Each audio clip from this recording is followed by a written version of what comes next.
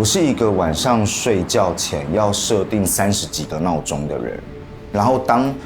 Google Calendar 上面没有时间区块、没有工作安排的时候，我就会变得非常焦虑。我在反思这件事情到底是什么意思，就是我怎么样在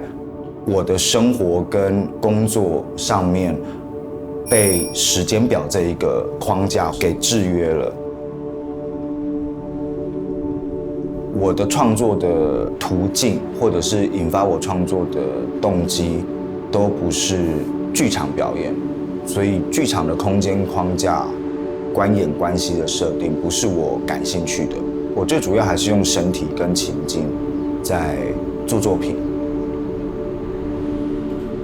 日出日落这两个录像并置在一起的时候，这个事情变得很有趣，就是当日出或者是日落的那个纪实影像，它被倒带处理的时候，你会发现，日出好像也真的很像日落，日落好像也真的很像日出，就是透过一个影像的框架，把真实的一种时间运动框住在一个魔咒里面。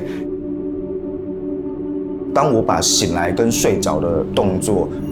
压缩在一起，然后反复不断操作的时候，来扰动一种对于时间的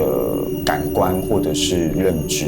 醒来开始劳动跟睡着开始休息的意义就开始被模糊了，它变得不这么明显，甚至你会发现